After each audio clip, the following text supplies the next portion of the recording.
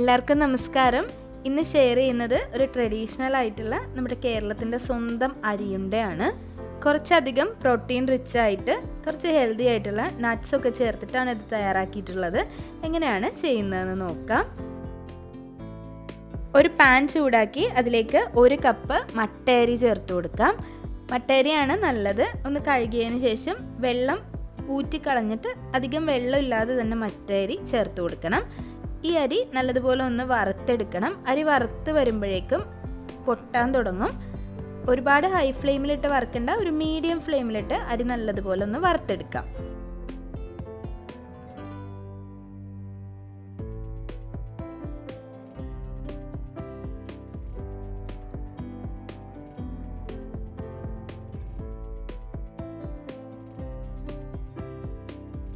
ഏകദേശം ഒരു 5 മിനിറ്റ് കൊണ്ടായിരിക്കും അരി വറുത്ത് വരുന്നത്. ഇത് നല്ലതുപോലെ വറുത്ത് റെഡി ആയിട്ടുണ്ട്. ഈ റോസ്റ്റ് ആയിട്ടുള്ള അരി ഒരു പാത്രത്തിലേക്ക് മാറ്റി വെക്കണം. ഈ ഒരു ചൂടോടുകൂടി അതേ പാത്രത്തിൽ തന്നെ ഒരുപാട് നേരം വെക്കരുത്, കരിഞ്ഞു പോകാനുള്ള ചാൻസ് ഉണ്ട്. ഇനി ഇതേ പാത്രത്തിലേക്ക് ചെറിയ ഫ്ലെയിമിൽ ഒരു 1/2 കപ്പ് ആൽമണ്ട്സ് ചേർത്ത് കൊടുക്കാം. 1/2 കപ്പ് തന്നെ കാഷ്യൂനട്ട് ചേർത്ത് കൊടുക്കാം. ഇതിലേക്കൊരു 2 ടേബിൾ സ്പൂൺ ഫ്ലാക്സ് സീഡ്സ് ചേർക്കാം. ഉണ്ടെങ്കിൽ മാത്രം ചേർത്താൽ മതി, ഇതൊക്കെ ഓപ്ഷനല്ല.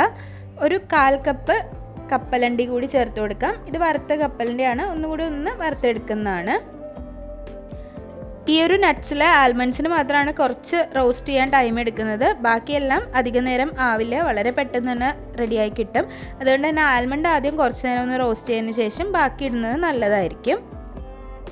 ചെയ്ത് വെച്ചിട്ടുള്ള അതേ പാനിൽ ഇതൊന്നും വെക്കരുത്, അതിൻ്റെ ചൂടുകൊണ്ട് ഇത് കരിഞ്ഞു പോകും. അതുകൊണ്ട് തന്നെ വേറൊരു പാത്രത്തിലേക്ക് ഇത് മാറ്റി വയ്ക്കാം. ഇനി ഇത് നല്ലതുപോലെ ചൂടാറിയതിന് ശേഷം പൊടിച്ചെടുക്കണം.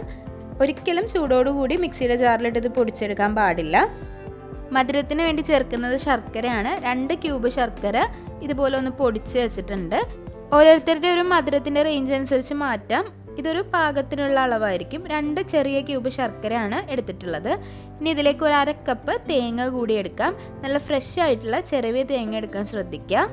മിക്സിയുടെ ചെറിയ ജാറിലേക്ക് ആവശ്യത്തിന് ശർക്കരയും തേങ്ങയും ചേർത്ത് നല്ലതുപോലെ ഒന്ന് ക്രഷ് ചെയ്തിട്ടെടുക്കണം.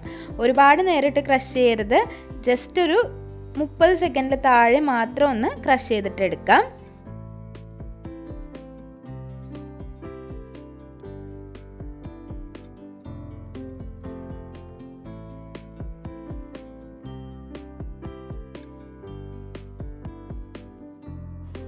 ഒരു 30 സെക്കൻഡിൽ താഴെ ക്രഷ് ചെയ്ത് കഴിയുമ്പോൾ ശർക്കരയും തേങ്ങയും ഏകദേശം ഇതുപോലെയാണ് ഉണ്ടാവുക. നേരത്തെ പൊടിച്ച് വെച്ചിട്ടുള്ള അരിയും നട്ട്സും ഉള്ള മിക്സിലേക്ക് ഈ ശർക്കരയുടെ കൂട്ട് ചേർക്കാം. ഇത് രണ്ടും നല്ലതുപോലെ ഒന്ന് മിക്സ് ചെയ്തിട്ട് എടുക്കുക. മിക്സ് ചെയ്തതിന് ശേഷം ബോൾസ് ആക്കി എടുക്കുക. അത്ര തന്നെ ഉള്ളൂ.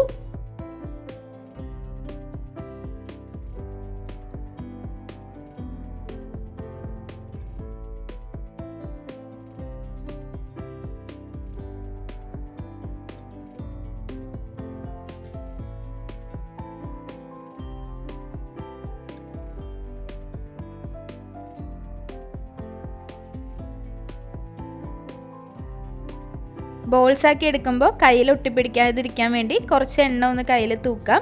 സാധാരണ വെളിച്ചെണ്ണ തൂത്തിട്ടാണ് ഉള്ളത്. നെയ്യ് ചേർക്കണമെങ്കിൽ അങ്ങനെ ചേർക്കാം. അതിനുശേഷം കയ്യിൽ ബോൾസ് ആക്കി എടുക്കാം.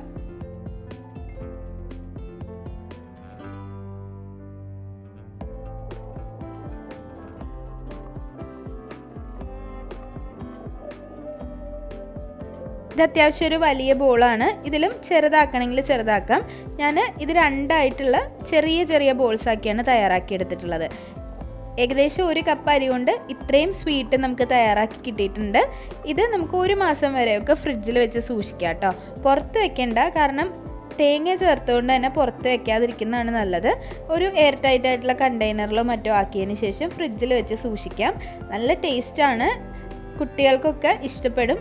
നല്ല മധുരമുള്ള സ്വീറ്റ് ആയതുകൊണ്ട് തന്നെ കഴിക്കാൻ നല്ല ടേസ്റ്റാണ്, കുറച്ച് ഹെൽത്തിയുമാണ്. അപ്പോൾ എല്ലാവരും ട്രൈ ചെയ്ത് നോക്കിയിട്ട് അഭിപ്രായങ്ങളൊക്കെ കമൻസിൽ അറിയിക്കുക. വീഡിയോസൊക്കെ ഇഷ്ടമാവുന്നുണ്ടെങ്കിൽ ലൈക്ക് ചെയ്യുക, ഷെയർ ചെയ്യുക, സബ്സ്ക്രൈബ് ചെയ്യുക. അതുപോലെ നിങ്ങളുടെ ഫ്രണ്ട്സിനും ഫാമിലിക്കും ഈ ഒരു വീഡിയോ ഇഷ്ടമായിട്ടുണ്ടെങ്കിൽ ഷെയർ ചെയ്ത് കൊടുക്കുക.